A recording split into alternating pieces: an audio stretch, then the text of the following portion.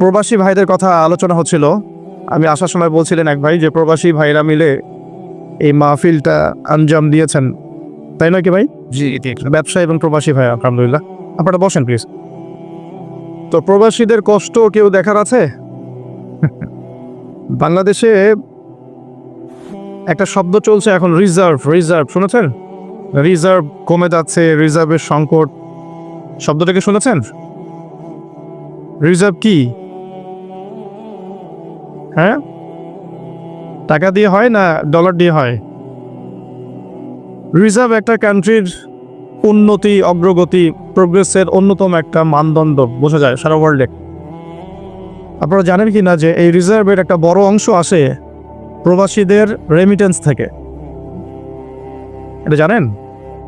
রিজার্ভের বড় বড় দুটো উৎসের মধ্যে একটা হচ্ছে বৈদেশিক রেমিটেন্স। আমাদের প্রবাসী ভাইরা বিদেশে গিয়ে যে হাড় ভাঙা পরিশ্রম করেন, মাথার ঘাম পায়ে ফেলে তারা যে রেমিটেন্সটা দেশে পাঠান, এটা দিয়ে একটা দেশের রিজার্ভের ডলার এর ঘাটতিও পূরণ হয় এবং রিজার্ভটা শক্তিশালী হয়। রেমিটেন্স যখন কমে যায় তখন রিজার্ভ সংকট দেখা দেয়। আর একটা বিষয় হচ্ছে এক্সপোর্ট ইম্পোর্ট, যেটা বৈদেশিক বাণিজ্য আমরা বলি। এই বৈদেশিক বাণিজ্যের মধ্য দিয়ে একটা দেশের রিজার্ভ স্ট্রং হয়, শক্তিশালী হয়। যখন বাণিজ্যে ঘাটতি পড়বে তখন রিজার্ভটা কমে যাবে। তো এগুলোর চেয়েও মূল একটা কারণ আছে, সেটা হচ্ছে রিবা। সেটা কি? রিবা মানে কি? কোরআনে রিবার কথা আছে। আল্লাহ পাক সূরাতুল বাকারার মধ্যে বলছেন, আপনি 279 থেকে নিয়ে 83-84 পর্যন্ত আয়াতগুলো পড়লে বুঝতে পারবেন। আল্লাহ রাব্বুল আলামিন বলছেন যে ওয়াহাল্লাহুল বাইআ ওয়া হাররামা রিবা। আল্লাহ রাব্বুল আলামিন ব্যবসাকে হালাল করেছেন, রিবাকে কি করেছেন? হারাম করেছেন। এই রিবার মধ্য দিয়ে যেটা হয় যে একটা সমাজ বলেন, রাষ্ট্র বলেন, বা একটা ইকোনমিক সিস্টেম বলেন, যেটাকে আমরা মনিটারি সিস্টেম বলি আর কি, এর অর্থ বা যেটাকে আমরা কারেন্সি বলি, ক্যাপিটাল বা সঞ্চিত সম্পদ, এটা মার্কেটে ঘুরতে আর পারে না, রিবার কারণে আর ঘুরতে পারে না। কিন্তু আল্লাহ পাক হালাল করেছেন ব্যবসা, যার মধ্য দিয়ে ক্যাপিটাল বা সম্পদ মার্কেটের মধ্যে সার্কুলেট করে বা ঘুরতে থাকে। আমার আলোচনা একটু মনোযোগ দিয়ে বুঝতে হবে, গতানুগতিক হবে না। আর শুট তো আমি মোটেই করতে পারবো না, গজল গাইতে পারবো না, কাঠখোট্টা কিছু কথা বলতে পারি, তবে এর মধ্যে ইনশাআল্লাহ কিছু হলেও উপকার হবে ইনশাআল্লাহ, তার আশা করছি। তো এখানে পার্থক্যটা একটু বুঝিয়ে অন্যদিকে যাই। এখানে যদি ব্যবসায়ীরাও আছেন তাদের জন্যও কিছু নসিহত থাকবে ইনশাআল্লাহ। আল্লাহ পাক ব্যবসাকে হালাল করেছেন, রিবাকে হারাম করেছেন। আল্লাহ পাক সূরা বাকারায় কথা বলছেন। ব্যবসা কি করে? ব্যবসার মূল মন্ত্রটা কি? ব্যবসার মূলনীতি হচ্ছে যে ব্যবসায় লাভ এবং লস উভয়ের রিস্ক আছে। কথা কি বুঝতে পারছেন? এক ভাই ব্যবসা করছেন, লাভও হতে পারে, লসও হতে পারে। যখন আমরা রিবা মুক্তভাবে একটা ইসলামিক অর্থনীতি প্রতিষ্ঠা করব, তখন ব্যবসাভিত্তিক অর্থনীতি যখন চলবে, ব্যবসাভিত্তিক, জাকাত ভিত্তিক, সাদাকা ভিত্তিক, কৃষি ভিত্তিক ইসলামিক অর্থনীতি যখন চলবে, তখন ক্যাপিটাল বা সম্পদটা এক হাত থেকে আরেক হাতে সার্কুলেট হতে থাকবে। মনে করেন আমরা ব্যবসা করছি একটা মার্কেটের মধ্যে, ছোট করে বোঝাই, ছোট্ট মার্কেট, ছোট্ট বাজার, এখানে সবাই ব্যবসা করছি। এই ব্যবসার মধ্যে কেউ লাভ করবে, কেউ লস করবে। যে ব্যক্তি লাভ করে আস্তে আস্তে আস্তে ধনী হবে, যখন তার ধন নিসাব পরিমাণ সম্পদ অতিক্রম করবে, তখন তাকে জাকাত দিতে হবে। এতে করে সমাজের যে অংশের মানুষের হাতে সম্পদ নাই, সে অংশের মানুষের কাছে জাকাতের মধ্য দিয়ে সম্পদ যাবে, সম্পদ সার্কুলেট করবে সমাজে। আজকে আপনি লাভ করেছেন, কালকে আপনি লস করতে পারেন, কালকে সে লাভ করবে, আপনি লস করতে পারেন। মানে সম্পদ ঘুরতে থাকবে, হাত থেকে হাতে সম্পদ ঘুরতে থাকবে। তখন আল্লাহ রাব্বুল আলামিন ওই মার্কেটটার উপরে আর রাজ্জাক, তিনি যাকে ইচ্ছা ধন দিবেন, যাকে ইচ্ছা গরিব করবেন। মানে সম্পদ বন্টনটা আল্লাহ রাব্বুল আলামিন সরাসরি করবেন। তো বুঝতে পারছি কি? আচ্ছা, কিন্তু যদি এখানে রিবা আসে, ব্যবসার মধ্যে রিবা চলে আসে, বা মজুদদারিতা চলে আসে, বা মাপে কম দেওয়ার একটা ব্যাপার চলে আসে, বা দুর্নীতি চলে আসে, কালোবাজারি চলে আসে, তখন কি হবে? সম্পদটা মার্কেটে আর সার্কুলেট করবে না, কারণ সুদের মধ্যে লাভ লসের কোনো রিস্ক নাই। হ্যাঁ, লাভের একটা অংশ আছে, লসের কোনো রিস্ক নাই। আপনি 100 টাকা দিয়েছেন, 110 টাকা পাবেন 1 বছর পর। আপনি 200 টাকা দিয়েছেন, 220 টাকা পাবেন 1 বছর পর। এখানে কি লসের কোনো ভূমিকা আছে? লসের কোনো ভূমিকা নাই। এক্ষেত্রে কি হচ্ছে, এখানে শুধু লাভের অংশটুকু আপনি নিচ্ছেন, লসের কোনো রিস্ক আপনি নিচ্ছেন না। এতে করে কি হবে, ধনীরা আরো ধনী হতে থাকবে এবং গরিব আরো গরিব হতে থাকবে। শুধু তাই নয়, এই ধনীরা যখন জাকাতও দিবে না, তখন এই গরিবদের অবস্থা হবে একদম মানবেতর। যেটা এই ছোট্ট একটা মার্কেট দিয়ে উদাহরণ দিলাম, এই ছোট্ট মার্কেটটাকে আপনি একটা দেশ কল্পনা করতে পারেন, আবার একটা বিশ্বও কল্পনা করতে পারেন। পুরো ওয়ার্ল্ডে এই ইকোনমিক সিস্টেমটা এখন চলছে, সুদভিত্তিক ইকোনমিক সিস্টেম। আমি কি বুঝাতে পারছি ভাই? আচ্ছা, তো ব্যবসায়ী যারা আছেন তাদের প্রতি একটা নসিহত দিয়ে শুরু করি আলোচনা। সেটা হলো, একটা সুসংবাদ দিয়ে শুরু করি। নবী সাল্লাল্লাহু আলাইহি ওয়াসাল্লাম একটা বিশুদ্ধ হাদিসে বলেছেন যে একজন সৎ ব্যবসায়ী, যে ব্যক্তি একজন সৎ ব্যবসায়ী, মাপে কম দেয় না, মজুদদারিতা করে না, দুর্নীতি কালোবাজারি করে না, আমানতের খেয়ানত করে না, মানুষকে ঠকায় না, এই ব্যক্তি ইনশাআল্লাহ তাআলা কিয়ামতের দিন নবীগণ, সিদ্দিকগণ, শহীদগণের সাথে হাসর করবে। চাও তাহলে ব্যবসা করে জান্নাত পাওয়ার সুযোগ নাই? আছে।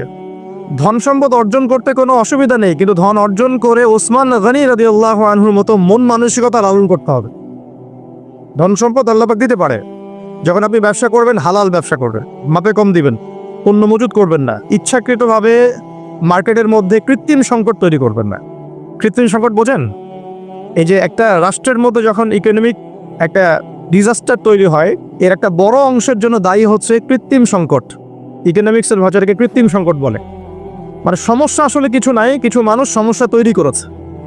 মনে করেন কোনো সমস্যা নেই, ইকোনমি খুব সুন্দর চলছে, কিছু মানুষ তার ব্যক্তি স্বার্থের জন্য কিছু পণ্যকে মজুত করে রেখে দিল, যে মানুষের মার্কেটে যখন ক্রাইসিস দেখা দিবে পণ্যের, তখন এটাকে ডাবল দামে বিক্রি করলো। সে মনে করছে এটাতে খুব, আমি তো ব্যবসা করছি, সে মনে করছে এটা তো ব্যবসা। প্রকৃত অর্থে এটা একটা প্রতারণা। নবী সাল্লাল্লাহু আলাইহি ওয়াসাল্লাম মার্কেটে গেলেন, পণ্য রাখা আছে মদিনার বাজারে, তিনি হাত ঢুকিয়ে দিলেন, দেখলেন ভিতরের অংশটা ভেজা। ওলামায়ে কেরাম যারা আছেন তারা হাদিসগুলো জানেন, ভেতরের অংশটা ভেজা। তো তিনি ব্যবসায়ীকে বলছেন যে এটা কি, ভিতরে ভেজা কেন, উপরে শুকনা কেন? তো সেই ব্যবসায়ী বলছে যে এভাবেই আমি পণ্য বিক্রি করি, যার ইচ্ছা হয় সে নিবে, যার ইচ্ছা হয় সে নিবে না। নবীজি বলছেন সাল্লাল্লাহু আলাইহি ওয়াসাল্লাম, তুমি কেন এটাকে উন্মুক্ত করে দিলে না? মানুষ জানতে পারতো যে আসলে তোমার পণ্যটা কতটুকু সঠিক, কতটুকু বেঠিক, না কতটুকু বিশুদ্ধ, কতটুকু অশুদ্ধ। মান গাশশানা ফালাইসা মিন্না, এই হাদিসটা এখান থেকে এসেছে। তিনি বলছেন যে ব্যক্তি প্রতারণা করে সে ব্যক্তি আমার উম্মতের অন্তর্ভুক্ত না। কথা বুঝতে পারছেন? এই যে ব্যক্তির সংকট তৈরি করে প্রতারণা করেছে, সে কিন্তু উম্মতের নাম থেকে কাটা পড়ে যাচ্ছে। সে কাফের হয়ে গেছে এমনটা বলছি না, সে কিন্তু জালেম ঠিকই হয়ে গেছে, ফাসেক হয়ে গেছে। এখন এখানে একটা শাস্তি আছে, এটা গেল তার ব্যক্তিগত শাস্তি, যে সে উম্মত থেকে ডিটাচড হয়ে যাচ্ছে। মান গাশশানা ফালাইসা মিন্না, সে আমার অন্তর্ভুক্ত না। নবীজি বলছেন একটা হাদিসের মধ্যে সাল্লাল্লাহু আলাইহি ওয়াসাল্লাম, যে প্রতারক যারা মিথ্যা কসম করে পণ্য বিক্রি করে, ব্যবসায়ী মানুষকে ঠকায়, মাপে কম দেয়, কিয়ামতের মাঠে এদের অবস্থা এমন হবে যে এই কানের লতি পর্যন্ত এদের ঘামে ডুবে থাকবে। কানের লতি পর্যন্ত ঘামে ডুবে থাকবে। 3 শ্রেণীর মানুষকে বলা হচ্ছে খুবই ক্ষতিগ্রস্ত কিয়ামতের মাঠে। এক শ্রেণী, তার মধ্যে এক শ্রেণী যারা মিথ্যা কসম করে পণ্য বিক্রি করে। আমাদের আলোচনার এই অংশটুকুর মধ্যে কি ব্যবসায়ীদের জন্য হেদায়েত পাওয়া যাচ্ছে না? আপনি যদি বিশুদ্ধভাবে রাসূল সাল্লাল্লাহু আলাইহি ওয়াসাল্লামের সুন্নাহ মেনে ব্যবসা করেন, ইনশাআল্লাহ নবীজি বলছেন এটাই শ্রেষ্ঠ কামাই, হাতের কামাইটা শ্রেষ্ঠ কামাই। ব্যবসা করে, যে হালাল ব্যবসা করে আপনি সম্পদ উপার্জন করছেন, এটা আপনার শ্রেষ্ঠ কামাই, শ্রেষ্ঠ উপার্জন। কিন্তু এখানে যদি কালোবাজারি চলে আসে, মজুদদারিতে আসে, কৃত্রিম সংকট তৈরি করেন, মাপে কম দেন, মানুষকে ঠকান, প্রতারণা করেন, আর নিজের তো ক্ষতি হবেই, ইহকাল পরকাল তো ধ্বংস হবেই, জাতিরও ক্ষতি হবে। জাতির কি ক্ষতি হবে? একটা হাদিস বলেছিলাম অনেকদিন আগে, আমি এখন রেফারেন্সগুলো মুখস্থ বলতে পারছি না, অনেকদিন আগে বলছি।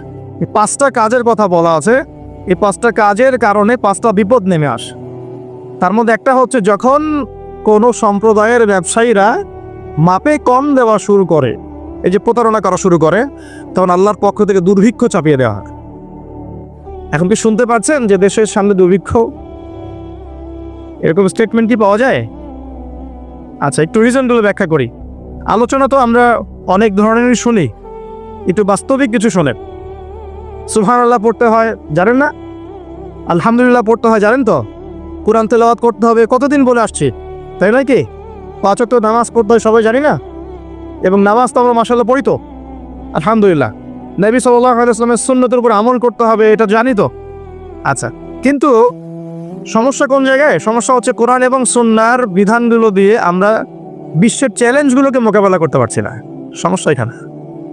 কোরআন আমার হাতে আছে, নবীর হাদিসগুলো আমার কাছে আছে, কিন্তু বিশ্বের ভয়ঙ্কর যে সংকট, যে চলমান সংকটগুলো চলছে, ফিতানগুলো চলছে, এগুলোকে মোকাবেলা করতে পারছি না। বিশ্বটাকে নিয়ন্ত্রণ করছে এখন জায়নিস্টরা, খোলামেলা বললাম। বিশ্বটাকে নিয়ন্ত্রণ করছে এখন জায়নিস্টরা।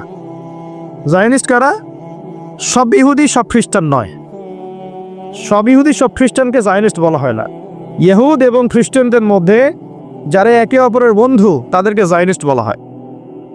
1890 সালের পর থেকে এই মুভমেন্টটা সারা ওয়ার্ল্ডে তৈরি হয়েছে এবং এখন 2022 সালের দিকে এসে বিগত প্রায় 50, 60, 70 বছর থেকে বিশ্বের বড় বড় প্রত্যেকটা ডিপার্টমেন্ট এরা নিয়ন্ত্রণ করছে। মিডিয়া ওদের হাতে। আপনার এই যে ইন্টারনেট সেকশনগুলো, আপনি যত অ্যাপস ইউজ করছেন, সার্চ ইঞ্জিন ইউজ করছেন, স্মার্টফোন ইউজ করছেন, সফটওয়্যারসগুলো ইউজ করছেন, সব কিছু ওদের। প্রযুক্তি, যত বড় বড় প্রযুক্তিগত প্রতিষ্ঠান আছে সব ওদের। মিসাইলস, যত নিউক্লিয়ার মিসাইলসগুলো আছে, পাশাপাশি পারমাণবিক এবং থার্মোনিউক্লিয়ার বলে, নিউক্লিয়ার এবং থার্মোনিউক্লিয়ার যত অস্ত্রগুলো আছে বেশিরভাগই ওদের কাছে। পৃথিবীর সবচেয়ে দামি সম্পদ এখন হচ্ছে ব্ল্যাক গোল্ড, অয়েল বলা হয়। এটা সবচেয়ে বেশি রিজার্ভ ওদের কাছে আছে মাটির নিচে। আমেরিকার মাটির নিচে এত বেশি তেল আছে যেটা দিয়ে সে আগামী আরো 20 বছর চলতে পারবে যদি পৃথিবী থেকে তেল চলেও যায়। আমেরিকা কি তেল উৎপন্ন করে?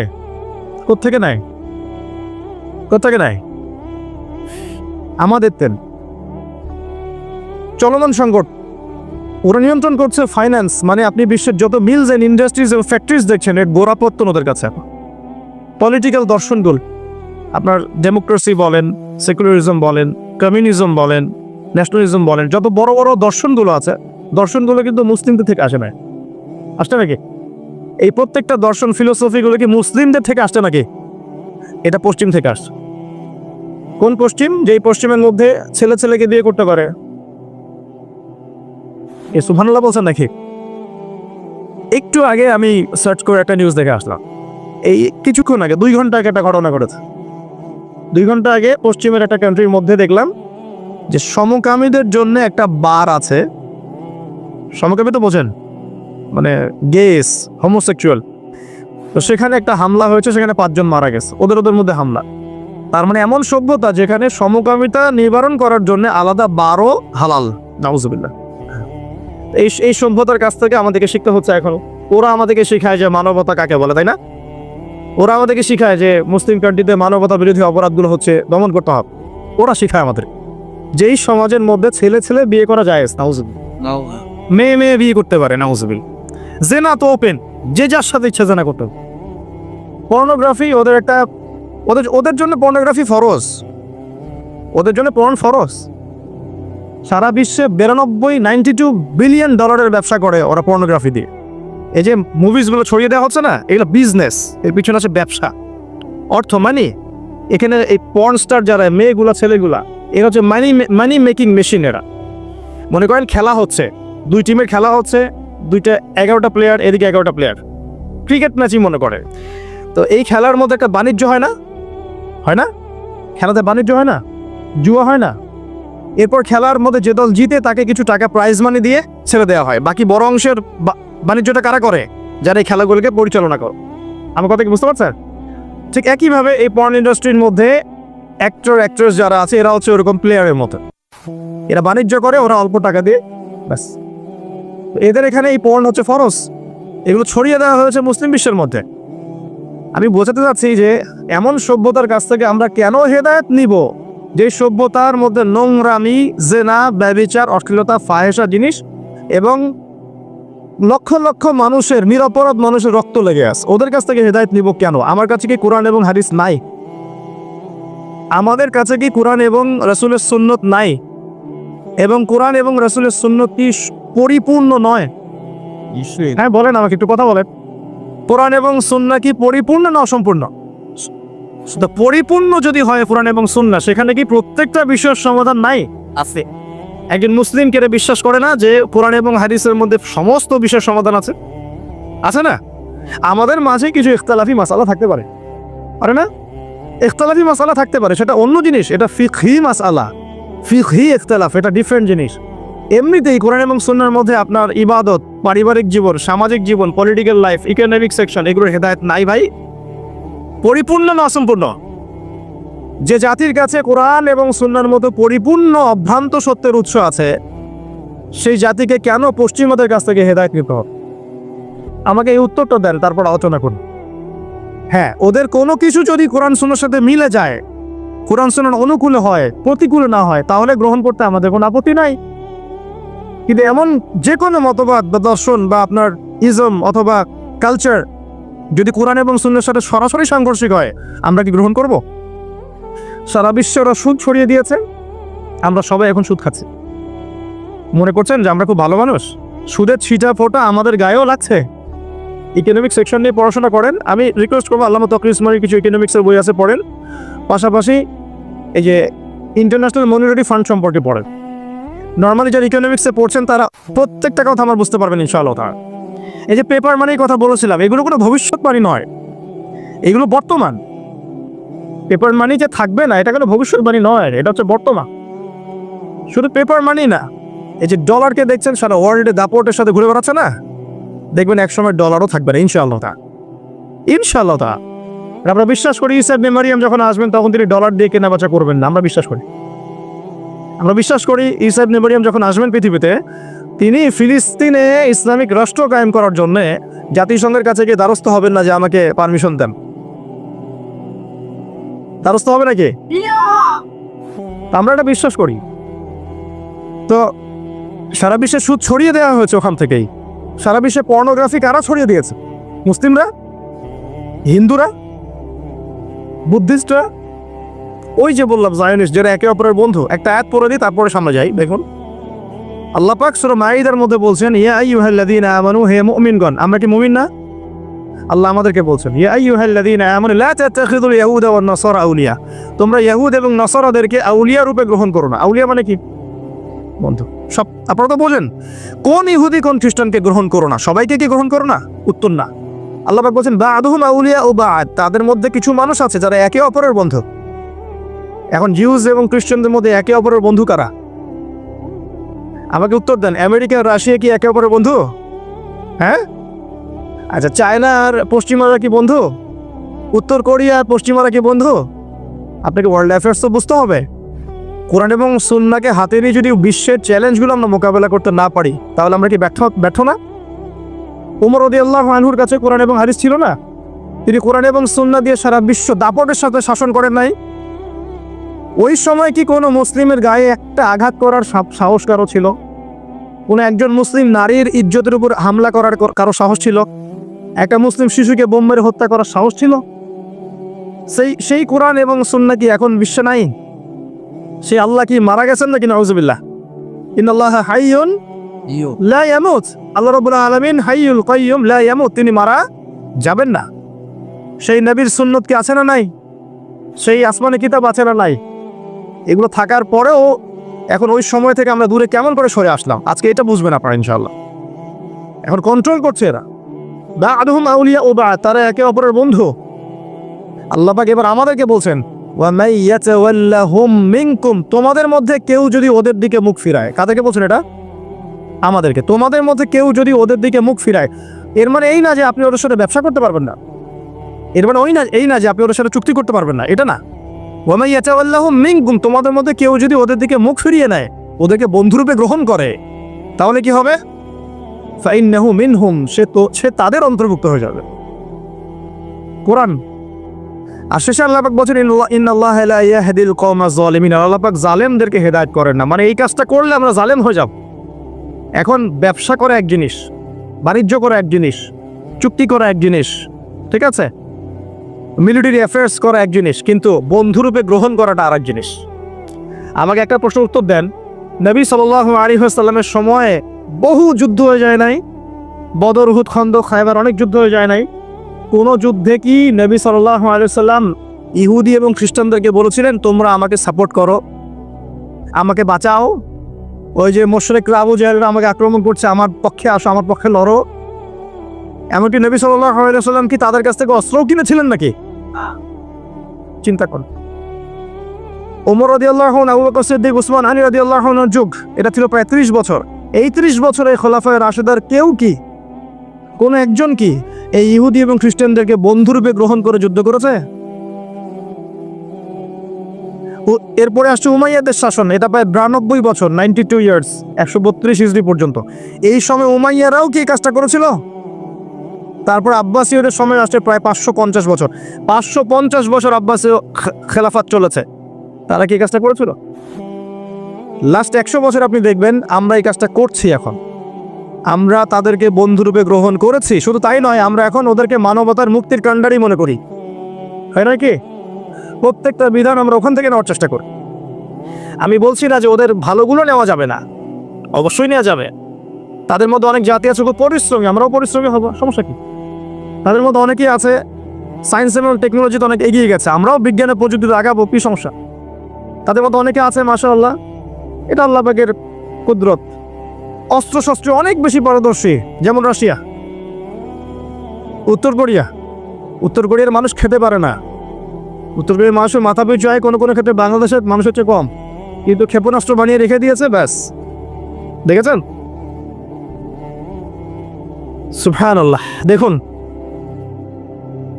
তাদের নিয়ন্ত্রিত সেক্টরগুলো, সবচেয়ে বড়টা হচ্ছে ইকোনমিক সেকশন। এই ইকোনমিক সেকশনের নিয়ন্ত্রণ দিয়ে সারা বিশ্বে তারা সুদভিত্তিক অর্থনৈতিক সিস্টেম চালু করেছে, যার মধ্য দিয়ে আমরা সবাই কম বেশি সুদ খাচ্ছি। আর আমরা সবাই জানেন সুদ যে খায়, যে দেয়, যে নেয়, যে সাক্ষী থাকে এবং যে লিখে রাখে, সবাই কিন্তু সমানভাবে অপরাধী। নবী সাল্লাল্লাহু আলাইহি ওয়াসাল্লাম সবাইকে লানত করেছেন, করেন নাই? আল্লাহ পাক কোরআনে বলেন নাই যে কি যেন একটা, ওয়াযারু মা বাকিয়া মিনার রিবা ইন কুনতুম মুমিনিন ওয়া ইল্লাম তাফআলু ফাযারু বিহারবি মিনাল্লাহি ওয়া রাসূলিহি, তোমরা সুদ ছেড়ে দাও, যদি না ছাড়ো তাহলে জেনে রেখো এটা আল্লাহ এবং তার রাসূলের সাথে যুদ্ধ করার মতো অপরাধ। আমরা এখন যুদ্ধ করছি না ভাই, আমাদের যুদ্ধ করার উচিত আল্লাহ এবং রাসূলের পক্ষে। আমরা করছি সুদের মধ্য দিয়ে রাসূলের বিপক্ষে, আল্লাহর বিপক্ষে। আর মসজিদে আমি 5 ওয়াক্ত নামাজ পড়ে ভাবখানা এমন যে আমি মাশাআল্লাহ জান্নাতের সার্টিফিকেট পেয়ে গেছি। বাংলাদেশে একজন বরেণ্য আলেম, আমি নাম উল্লেখ মেনশন করছি না সঙ্গত কারণে, তিনি বলেছিলেন যে মানুষ এখন ব্যক্তিগত জীবনে পাক্কা মুসল্লি, অর্থনৈতিক জীবনে পাক্কা সুদখোর। এই কথা বলেছিলেন, আমি সঙ্গত কারণে নামটা মেনশন করলাম, কিন্তু আমার মন থেকে তার প্রতি যথেষ্ট শ্রদ্ধা আছে। আমি মনে করি যে তিনি বাংলাদেশের যত ব্যক্তিত্ব সম্পন্ন আলেম আছেন তার মধ্যে একজন। ব্যক্তিত্ব অন্য জিনিস, আলেম হলেই ব্যক্তিত্ব হয় না। বহু আলেম টাকার কাছে বিক্রি হয়ে যায় না, 2টা বাড়ি পড়লেই কথা চেঞ্জ হয়ে যায় না। অনেকে আলেম তাক বললাম না, মাইজ করতে হবে। আল্লাহ পাকের জমিনে দিনের প্রচার প্রসার হবে, প্রতিষ্ঠা হবে। আল্লাহ পাকের জমিনে আল্লাহর দিনের প্রচার প্রসার প্রতিষ্ঠা হবে, এই কথাটুকু শুনলেই যে কাউকে খারেজি ট্যাগ লাগিয়ে দিচ্ছে। এমন হচ্ছে না? কি কারণ? আমরা কি চাই না আল্লাহর জমিন আল্লাহ দিন প্রতিষ্ঠা লাভ করুক? ব্যক্তিত্ব অন্য জিনিস। আহমদ বিন হাম্বল রাহিমাহুল্লাহর ব্যক্তিত্ব দেখবেন, জেলখানায় পিটানো হচ্ছে। আচ্ছা, তার আগে ইমাম মালিকের কথা বলি। ইমাম মালিক রাহিমাহুল্লাহকে প্রচণ্ড মারধর করা হচ্ছে, বাগদাদের মধ্যে ঘোরানো হচ্ছে, এবং তার গায়ে উটের যে মলমূত্র আছে না, উটের চাপিয়ে দেওয়া হচ্ছে। তখন তিনি বলছেন, হে ইয়া আহলা বাগদাদ, হে বাগদাদের অধিবাসীরা, তোমরা জেনে রাখো যে আমি ইমাম মালিক, আমি কখনোই এই হারাম বিবাহ পদ্ধতিকে জায়েজ করলাম না। অনেক অত্যাচার হয়েছে, তারপরেও তিনি এটা করেন নাই। আহমদ বিন হাম্বল রাহিমাহুল্লাহর নির্মম নির্যাতন জেলখানায় হয়েছে, তার মতাদর্শ থেকে ফিরে আসেন নাই। মানুষ বলতো যে কোরআন হচ্ছে আল্লাহর মাখলুক, নাউজুবিল্লাহ। তিনি বলতেন কোরআন আল্লাহর কালাম। মানুষ বলতো মাখলুক বা সৃষ্টি, তিনি বলতেন আল্লাহর কালাম। এই একটা ইস্যুকে নিয়ে কেন্দ্র করে তাকে এত নির্যাতন সহ্য করতে হচ্ছে, তারপরেও তিনি হক থেকে সরে আসেন। ব্যক্তিত্ব অন্য জিনিস। আমরা ব্যক্তিত্ব সম্পন্ন প্রত্যেক আলেমকে শ্রদ্ধা করব, এবং আলেম ওলামার মাঝে যাবেন না আল্লাহর বাস্তে। কারণ উম্মার এখন প্রচণ্ড রকম দরকার হকপন্থী কিছু উলামায়ে কেরামের মাঠে পদার্পণ করা দরকার। হকপন্থী উলামায়ে কেরাম যত বেশি থাকবেন সমাজে, মানুষ সঠিক দিনটা পাবে ইনশাআল্লাহ। আর আমরা যত বেশি মিডিয়ার মধ্য দিয়ে বিভ্রান্তি ছড়িয়ে একে অপরের সাথে মিসআন্ডারস্ট্যান্ডিং তৈরি করব, তত খারাপ হবে। খারাপ হবে না? ঐক্য নষ্ট হবে, শক্তি কমে যাবে। সূরা আনফাল আল্লাহ পাক কি বলেছেন? হাওয়া বেরিয়ে যাবে, তোমাদের হাওয়া বেরিয়ে যাবে। প্রিয় ভাইয়েরা, উদার হওয়ার চেষ্টা করেন, উম্মার জন্য বড় বড় কাজগুলো আগে আঞ্জাম দেওয়ার চেষ্টা করেন। ইনশাআল্লাহ ছোট ছোট বিষয়গুলো আল্লাহ পাক সলভ করে দেবেন ইনশাআল্লাহ। আর যদি কিছু বিষয় ইখতিলাফ থেকেও যায়, তারপরেও বর্তমান প্রেক্ষাপটে উম্মার স্বার্থে নিজেকে একটু সংযত করতে শেখেন। আল্লাহ রাব্বুল আলামিন আমাদের সবাইকে ঐক্যবদ্ধ হওয়ার তৌফিক দান করুন, আমাদের মধ্যে হৃদ্যতা ভালোবাসা দান করুন, যাবতীয় ভুল বোঝাবুঝির অবসান ঘটিয়ে দেন। যেটা বলছিলাম প্রিয় ভাইরা, আল্লাহ পাক এই শ্রেণীর মানুষকে আউলিয়া রূপে গ্রহণ করতে নিষেধ করছেন। কোন শ্রেণী? যারা একে অপরের বন্ধু, জিউস এবং খ্রিস্টানদের মধ্যে, যারা সারা বিশ্বে সুদ ছড়িয়ে দিয়েছে, যারা সারা বিশ্বে পর্ন ছড়িয়ে দিয়েছে, যারা সারা বিশ্বে ফ্রি মিক্সিং ছড়িয়ে দিয়েছে, যারা সারা বিশ্বে এডুকেশন সেক্টরে শিরিক ছড়িয়ে দিয়েছে, পলিটিক্যাল সেক্টরে শিরিক ছড়িয়ে দিয়েছে, যারা সারা বিশ্বে মুসলিমদের উপর নির্মম নির্যাতন করছে, যাদের হাতে বহু মুসলিমের রক্ত লেগে আছে, লেগে নাই? আমরা কি সত্যি সন্ত্রাসী? একজন মুসলিম কি সন্ত্রাসী হতে পারে? কোরআন এবং হাদিসের মধ্যে কোনো জায়গায় কি বলা আছে একজন নিরপরাধ মানুষকে হত্যা করতে হবে? আছে? একটা আয়াত দেখেন আমাকে, কোরআনটা হাতে নেন, নিয়ে আল্লাহর এই কালাম থেকে আমাকে একটা আয়াত দেখান, হাদিস থেকে একটা হাদিস দেখান যে নিরপরাধ নিষ্পাপ কোনো মানুষকে হত্যা করা বৈধ। কোনো আয়াত আছে? তারপরেও কেন আমরাই একটা শুনবো? কেন মুসলিমদেরকে সারা বিশ্বে এভাবে উপস্থাপন করা হবে? কেন মুসলিমদের মধ্যেই আপোষে বিভক্তি লাগিয়ে এসব ইস্যু তৈরি করা হবে? নিরপরাধ মানুষকে হত্যা করা জায়েজ? কবিরা গুনাহগার মানুষকে কি হত্যা করা যাবে? যাবে? এই যে একটা শব্দ শোনেন খারেজি, এটার সম্পর্কে একটা কথা বলে দিই। খারেজি কাকে বলে? কাকে বলে? যে ব্যক্তি মনে করে বা যারা মনে করে যে কবিরা গুনাহ করলে কোনো ব্যক্তি কাফের হয়ে যায়। কথা বুঝতে পারেন? কোনো ব্যক্তি যদি বিশ্বাস করে, আকীদা রাখে, বিশ্বাস করে যে কবিরা গুনাহ করলেই কেউ কাফের হয়ে যায়, তখন তাকে খারেজি বলতে হয়। কথা বুঝতে পারছে? কবিরা গুনাহ করলে কেউ কাফের হয়ে যায়, তাকে হত্যা করা জায়েজ, এই মতাদর্শের যারা, তাদেরকে খারেজি বলতে পারে। কিন্তু কবিরা গুনাহ করলে কোনো ব্যক্তি কাফের হবে না, কোশ্চেন কেন না, বরং তার তওবার দরজা খোলা আছে। সে বড় জোর ফাসেক হতে পারে বা জালেম হতে পারে, তাকে আপনি হত্যা করতে পারবেন। এত স্পষ্ট করে বলার পরেও আফসোস, মানে কষ্ট পাই যে এই শব্দগুলো আমাদেরকে শুনতে হয়। এত স্পষ্ট করে ব্যক্ত করার পরেও আফসোস লাগে, কষ্ট লাগে যে কিছু মানুষ, আল্লাহ হেদায়েত দান করুক, আল্লাহ পাক বুঝ দান করুক, দোয়া করি, আমাদেরকেই এই শব্দগুলো শুনতে হয়েছে। অথচ এর চেয়ে বড় বড় ইস্যুসগুলো পড়ে আছে সমাজে, এগুলো নিয়ে আমাদের মাথা ব্যথা নাই। প্রিয় ভাইয়েরা, ইকোনমিক সেকশনটা বোঝার চেষ্টা করেন। হালাল রিজিকে থাকে, হারামে যায় না। পারবেন ইনশাআল্লাহ? 2 নাম্বার, ব্যবসা করলে সৎ ব্যবসায়ী হয়, অসৎ ব্যবসায়ী হয় না। বিশ্বের সবচেয়ে মানবতা বিরোধী সভ্যতাকে চেনার চেষ্টা করেন, যাদের হাতে পুরো বিশ্বের এই ফাসাদগুলো জড়িত, এবং তাদের সাথে বন্ধুত্বপূর্ণ আচরণ থেকে সাবধান থাকে। পিছন থেকে ছুরি মেরে দেবে, আপনি টের পাবেন। আমাদের ভবিষ্যৎ কি তাহলে? এখন আমাদের ভবিষ্যৎটা বলি, তারপরে করণীয় বলছি। লম্বা করবো না, অনেক রাত হচ্ছে, একটু ধৈর্য ধরেন। আমাদের ভবিষ্যৎটা কি শোনে? মুসলিম জাতিদেরকে দিয়ে এই পৃথিবীর ইতিহাস, সভ্যতা শুরু হয়েছিল, মুসলিমদেরকে দিয়ে শেষ হবে ইনশাআল্লাহ। এটা ভবিষ্যৎ। সভ্যতা শুরু হয়েছে আদম আলাইহিস সালামকে দিয়ে, সভ্যতা শেষ হবে কার হাতে? নবী ঈসা ইবনে মারইয়ামের হাতে। সভ্যতা শুরু হয়েছে আদম আলাইহিস সালামকে দিয়ে, নবী দিয়ে, শেষও হবে একজন নবী দিয়ে ইনশাআল্লাহ। এই উম্মত মুহাম্মদ সাল্লাল্লাহু আলাইহি ওয়াসাল্লামের জীবদ্দশায় 23 বছরে জাজিরাতুল আরবে দিন কায়েম করে গেছে, করেন নাই? নবীজি প্রথমে গোপন দাওয়াত দিয়েছেন, তারপর প্রকাশ্য দাওয়াত দিয়েছেন, নির্যাতন সহ্য করেছেন, হিজরত করতে হয়েছে, পরে বদর উহুদে আসতে হয়েছে, পরে আস্তে আস্তে মক্কা বিজয় হয়েছে। তার হাতে দিন পরিপূর্ণতা লাভ করেছে, করে নাই? আল্লাহ পাক বলেননি আল-ইয়াউমা আকমালতু লাকুম দীনাকুম ওয়া আতমামতু আলাইকুম নি'মাতি ওয়া রাদিতু লাকুমুল ইসলাম দীনান। আল্লাহ পাক কি বলেন নাই? আল্লাহ পাক বলেছেন দিনকে পরিপূর্ণ করে দিয়েছে, আল্লাহ পাক বলেন নাই? আচ্ছা, দিন পরিপূর্ণ হওয়ার পরে আবু বকর সিদ্দিকের সময়, ওমর রাদিয়াল্লাহু আনহুর সময়, ওসমান রাদিয়াল্লাহু আনহুর সময়, আলী ইবনে আবি তালিব রাদিয়াল্লাহু আনহুর সময় ইসলাম বিজয়ী ছিল না সারা বিশ্বে? না পরাজিত ছিল? বিজয় ছিল না? এরপর খোলাফায়ে রাশেদা দীর্ঘদিন চলে গেছে, এরপর উমাইয়াদের সময় এসেছে, আব্বাসীয়দের সময় এসেছে, অটোম্যানরা এসেছে, ফাতিমিরা এসেছে, 1914